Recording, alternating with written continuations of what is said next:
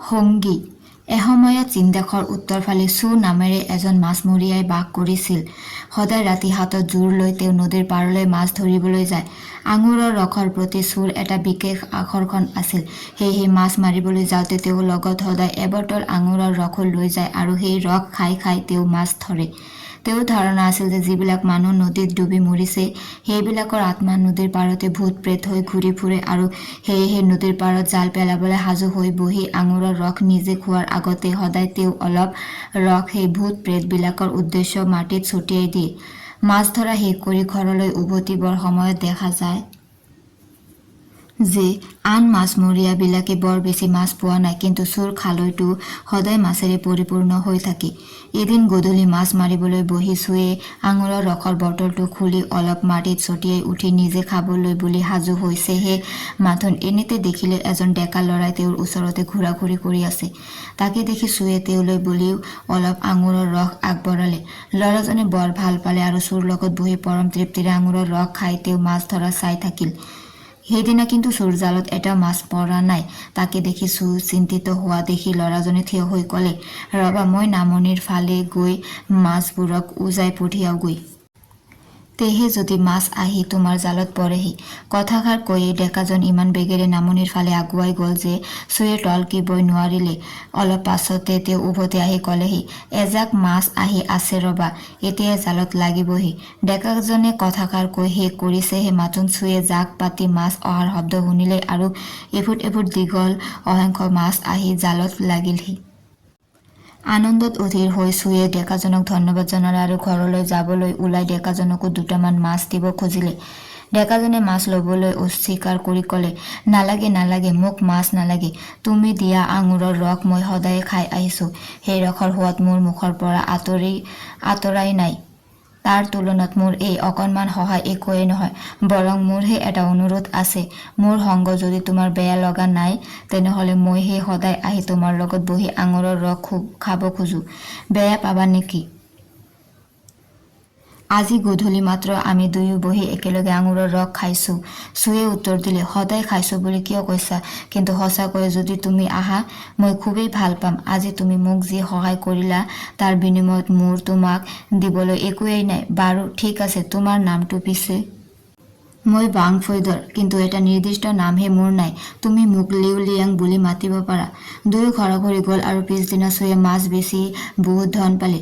তেওঁ সেইদিনা আঙুৰৰ ৰস অলপ বেছিকৈ কিনিলে। ডেকা ল'ৰাজন আগতেই নদীৰ পাৰত চু বহা ঠাইত বহি আছেহি। দুয়ো আনন্দ মনেৰে আঙুৰৰ ৰস খালে আৰু চুৱে গৈ নদীত জাল পেলালেগৈ। অলপ পাছতে হঠাতে ডেকাজন উঠি বতাহৰ বেগত গৈ মাছবিলাকক উজাই পঠিয়ালেগৈ। ফলত বহুত মাছ আহি চুৰ জালত পৰিলহি। চুৰ আনন্দৰ সীমা নোহোৱা হ'ল। এইদৰে ছমাহ পাৰ হৈ গ'ল। চুৰ অৱস্থা দিনে দিনে ভাল হৈ আহিবলৈ ধৰিলে। এনেতে এদিন গধূলি হঠাতে ডেকাজনে চুক ক'লে, তোমাক লগ পোৱাৰে পৰা আজিলৈ আমি বহুত দিন একেলগে বহুত সময় কটালো। দুয়োৰে আপোনতকৈও আপোন হৈ পৰিলো। কিন্তু এতিয়া আমাৰ বিদায়ৰ ক্ষণ আহি উপস্থিত হৈছেহি। ডেকাজনৰ মাতটো থোকাথুকি হৈ আহিব ধৰিলে। চুৱে ডেকাজনৰ কথা শুনি অবাক হৈ কিয় এৰা-এৰি হব সুধিলে। ডেকাজনে কি কওঁ কি নকওঁ এনেকৈ বহুবাৰ চেষ্টা কৰি ৰৈ ৰৈ অৱশেষত কব ধৰিলে, আমি দুয়ো যিমান বন্ধু হৈ পৰিছিলো, মোৰ বিদায়ৰ কাৰণটো শুনিলে হয়তো তুমি চক খাই উঠিবা। কিন্তু যিহেতু আমি এৰা-এৰি হমেই, তেনেস্থলত সঁচা কথাটো ক'লে আৰু কোনো অন্যায় নহয়। শুনা, মই প্ৰকৃততে এটা ভূতহে, আঙুৰৰ ৰসৰ প্ৰতি অতিকৈ আসক্ত এটা ভূত। এই আঙুৰৰ ৰস খাই মতলীয়া হৈ থাকোঁতে এদিন এই নদীত পৰি মোৰ মৃত্যু হৈছিল। তাৰ পিছৰে পৰা আজি বহু বছৰ এই নদীৰ পাৰতে মই ভূত হৈ আছো। তুমি যে সদায় আনতকৈ বেছি মাছ পোৱা তাৰ কাৰণ হৈছে মই সদায় মাছবোৰ তোমাৰ জালৰ ফালে খেদিয়াই পঠিয়াও। কাৰণ তুমি যে সদায় গধূলি আমালৈ বুলি আঙুৰৰ ৰস মাটিত ছটিয়াই দিয়া, সেই ৰস মই সদায় খাওঁ আৰু কৃতজ্ঞতাত চিনস্বৰূপে তোমাৰ জালত মই মাছ ধৰাই দিওঁ। কিন্তু কাইলৈ মই মোৰ কৰ্মবন্ধনৰ পৰা মুক্তি পাম। আন এঠাইত মোৰ নতুন জন্ম হ'ব। মোৰ ঠাইত ইয়ালৈ আন এটা ভূত আহিব। আজিয়ে তোমাৰ লগত মোৰ শেষ দেখা। আৰু আজিয়ে শেষবাৰলৈ বুলি মই তোমাৰ লগত আঙুৰৰ ৰস খাম।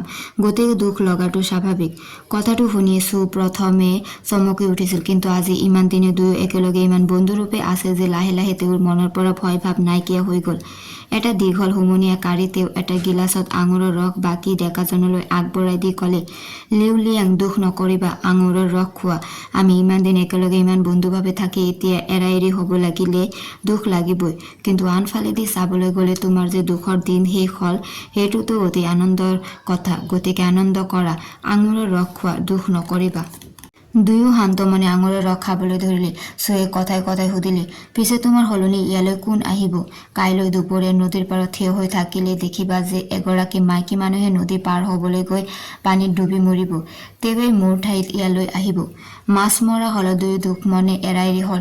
পিছদিনা দুপৰীয়া চু আহি নদীৰ পাৰত থিয় হ'লহি। অলপ পাছতে তেওঁ দেখিলে যে এগৰাকী মাইকী মানুহে কোলাত এটা কেঁচুৱা লৈ নদী পাৰ হ'বলৈ আহিছে। কিন্তু পাৰত থিয় হওঁতে গৰা খহি তেওঁ পানীত পৰি গ'ল। অদ্ভুত শক্তিৰে মানুহগৰাকীয়ে কেঁচুৱাটো পাৰলৈ দলিয়াই দি পানীত পৰিলগৈ। আৰু হাত ভৰি আছাৰি চিঞৰিবলৈ ধৰিলে। বাৰে বাৰে মানুহজনী পানীৰ তললৈ যায় আৰু অলপ পাছতে আকৌ ওপৰত বাঢ়ি উঠে। এইদৰে উঠা নমা কৰি হাত ভৰি আছাৰি কিবা প্ৰকাৰে মানুহজনী পাৰ পালেহি। পাৰতে কিছু সময় পৰি থাকি অলপ পাছত সুস্থ হৈ মানুহজনীয়ে কেঁচুৱাটো কোলাত লৈ অহা বাটেৰেই উভতি গুচি গ'ল। মানুহগৰাকীক পানীত পৰা দেখি চুৱে মনত খুব দুখ পাইছিল আৰু দৌৰি গৈ তুলি আনিবলৈ তেওঁৰ বৰ ইচ্ছা গৈছিল। কিন্তু লগে লগে লিউ লিয়াঙৰ কথা মনলৈ আহিল। তেওঁ মনতে ভাবিলে যে মানুহগৰাকী মৰিলেহে লিউ লিয়াঙৰ কৰ্মবন্ধন শেষ হ'ব। গতিকে দুখ লাগিলে সহ্য কৰিছিল, কিন্তু মানুহগৰাকী যেতিয়া নমৰিল তেতিয়া লিউ লিয়াঙৰ কি হ'ব সেই বিষয়ে তেওঁ চিন্তা কৰিবলৈ ধৰিলে।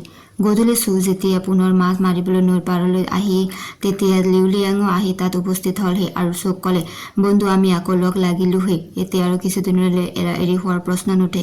চুৱে কি কাৰণে পুনৰ আহিল সোধাত লিউ লিয়াঙে ক'লে, প্ৰকৃততে মানুহগৰাকী মৰিছিলে, কিন্তু কেঁচুৱাটো লৈ মোৰ বৰ দুখ লাগিল। মোৰ মুক্তিৰ কাৰণে দুটা মানুহৰ মৃত্যু হোৱাটো, বিশেষকৈ কেঁচুৱাটোৰ মৃত্যু মোৰ সহ্য নহ'ল। সেয়েহে মানুহজনীক মই মৰিবলৈ নিদিলোঁ। এতিয়া পুনৰ মই কেতিয়া মুক্তি পাওঁ তাৰ একো স্থিৰতা নাই। কথাবিলাক শুনি চু অতি আচৰিত হ'ল। এনে শুদ্ধ হৃদয়ৰ লোকৰ বাসস্থান স্বৰ্গতহে হ'ব লাগিছিল বুলি ভাবি লিউ লিয়াঙৰ প্ৰতি চুৰ মনত অতিশয় শ্ৰদ্ধাৰ ভাৱ উপজিল। দুয়ো আগৰ দৰে বন্ধু হৈ থাকিল। কিছুদিন সেইদৰে পাৰ হোৱাৰ পাছত এদিন পুনৰ লিউ লিয়াং আহি চুৰ পৰা বিদায় ল'লেহি। চুৱে এইবাৰ তেওঁৰ ঠাইত পুনৰ কোন আহিব বুলি সোধাত লিউ লিয়াঙে ক'লে, নহয় বন্ধু, এইবাৰ মোৰ ঠাইত কোনো নাহে, কাৰণ এইবাৰ মই তেনেকৈ যাবলগীয়া হোৱা নাই। সেইবাৰ পানীত পৰা মানুহগৰাকীৰ প্ৰতি নিজৰ স্বাৰ্থ বাদ দি মই যি অনুকম্পা দেখুৱালোঁ সেই কথা সৰগত ভগৱানৰ কাণত পৰিলগৈ। তাৰে পুৰস্কাৰ স্বৰূপে মোক ভূতৰ পৰা মুক্ত কৰি ভগৱানে দেৱতাৰ হাৰিলৈ উন্নত কৰিলে। কাইলৈ মই চৌৱান নামে ঠাইখনৰ ইউ নামে নগৰখনলৈ গৈ তাৰ স্থানীয় মন্দিৰৰ দেৱতাৰ স্থান ল'বগৈ লাগে। বিদায় বন্ধু, আমাৰ বন্ধুত্বৰ কথা মনত ৰাখিবা আৰু মোৰ ওচৰলৈ আহিবা। দূৰত্ব বা যাত্ৰাৰ কষ্টৰ কথা চিন্তা নকৰিবা। লিউ লিয়াঙৰ কথা শুনি চু অতিশয় আনন্দিত হৈ কৈ উঠিল, তুমি যে ভূতৰ ঠাইত দেৱতাৰ হাৰিলৈ উন্নীত হ'লা, তাতকৈ সুখৰ কথা আৰু কি আছে। মোৰ আন্তৰিক অভিনন্দন গ্ৰহণ কৰিবা। কিন্তু মানুহ আৰু দেৱতাৰ পথ একে নহয়। দূৰত্বৰ কথা বাৰু নাভাবিলোৱেই, কিন্তু তোমাক দেখা মই পামেই বা কেনেকৈ? লিউ লিয়াঙে ক'লে, তুমি কেৱল যাবাচোন, কেনেকৈ লগ পাবা সেইবোৰ তুমি চিন্তা কৰিব নালাগে। যাবা দেই, বিদায়। বাৰে বাৰে চুক যাবলৈ কৈ ডেকাজনে বিদায় লৈ গুচি গ'ল। চুৱে ঘৰলৈ গৈ ঘৈণীয়েকক সকলো কথা ক'লেগৈ আৰু দুদিনমান পাছতে ইউ চহৰলৈ যাবলৈ ওলাল।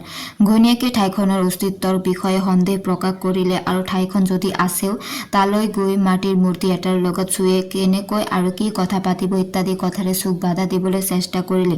চুৱে কিন্তু ঘৈণীয়েকৰ কোনো কথাই নুশুনিলে। অতি সোনকালে তেওঁ ইউ নামৰ চহৰখনলৈ যাত্ৰা কৰিলে। মানুহক সুধি সুধি বহুত কষ্টৰ মূৰত অৱশেষত তেওঁ নগৰখনৰ সন্ধান পালে। তেওঁৰ মনটো আনন্দেৰে ভৰি পৰিল।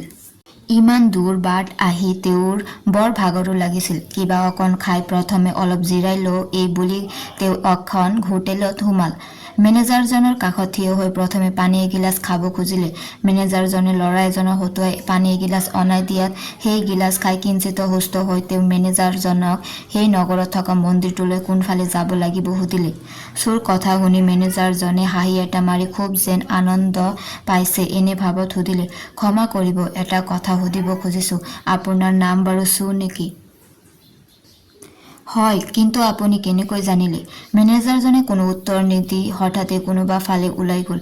অলপ পাছতে দলে দলে মানুহ আহি চুক চাৰিওফালৰ পৰা বেৰি ধৰিলেহি। ডেকা বুঢ়া ল'ৰা তিৰোতাসকলে তেওঁক জুমি জুমি চাবলৈ ধৰিলে। এজনে আগবাঢ়ি আহি চুক নমস্কাৰ জনাই ক'বলৈ ধৰিলে, ডাঙৰীয়া, আজি কেইদিনমানৰ আগতে আমাক সকলোকে সপোনতে আমাৰ দেৱতাজনে আহি ক'লহি যে তেওঁৰ চু নামে এজন অতি প্ৰিয় বন্ধু অলপতে আমাৰ চহৰলৈ আহিব। আমি যেন সকলোৱে তেওঁক আদৰ আপ্যায়ন কৰোঁ, তেওঁৰ খোৱা লোৱা থকা মেলাৰ সুবন্দোবস্ত কৰোঁ আৰু তেওঁৰ অহা যোৱা সমুদায় খৰচো বহন কৰোঁ। সেইদিনাৰে পৰা আমি আপোনাৰ বাবে অধীৰ আগ্ৰহেৰে অপেক্ষা কৰি আছোঁ। মানুহজনৰ কথা শুনি চু অতিকে আচৰিত হ'ল। মানুহখিনিয়ে কৰা আদৰ আপ্যায়নত তেওঁ অভিভূত হৈ পৰিল। তেওঁ গৈ চহৰৰ মন্দিৰটো পালেগৈ আৰু বিগ্ৰহৰ ওচৰত হাতযোৰকৈ প্ৰাৰ্থনা কৰি ক'বলৈ ধৰিলে, তোমাৰ লগত এৰা এৰি হোৱাৰ মুহূৰ্তৰে পৰা মই 1 মিনিটৰ বাবেও তোমাৰ কথা পাহৰিব পৰা নাই। তুমি কোৱা মতেই মই ইমান দূৰ আহিলোঁ।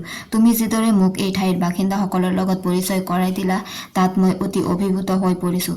কিন্তু মইহে তোমালৈ বিশেষ একো উপহাৰ আনিব নোৱাৰিলোঁ। অনাৰ ভিতৰত মাত্ৰ এবটল আঙুৰৰ ৰসহে লৈ আহিছোঁ। যদি তুমি এতিয়াও আঙুৰৰ ৰস ভাল পোৱা তেনেহ'লে আগতে আমি নদীৰ পাৰত যেনেদৰে খাইছিলোঁ তেনেদৰে খাওঁ আহা। প্ৰাৰ্থনা শেষ কৰি চুৱে তেওঁলোকৰ পৰম্পৰা মতে ইয়েনৰ চীনদেশৰ মুদ্ৰা নোট এখন পুৰিলে। তাৰ পাছত নদীৰ পাৰত খোৱাৰ দৰে মাটিত অলপ আঙুৰৰ ৰস ঢালি দি বাকীখিনি নিজে খালে।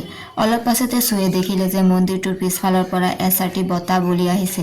নোটখন পুৰা ধোঁৱাখিনি সেই বতাহত মিহলি হৈ চাৰিওফালে বিয়পি পৰি অলপ পাছতে নাইকিয়া হৈ গ'ল। সেই ৰাতি মুকুট আৰু সুন্দৰ সাজ পোছাক পৰিহিত লিউ লিয়াঙে চুক সপোনত দেখা দি ক'লে, বন্ধু, তুমি যে মোক দেখা কৰিবলৈ বুলি ইমান দূৰ অত কষ্ট কৰি আহিলা সেই আনন্দতে মোৰ চকুপানী ওলাই আহিছে।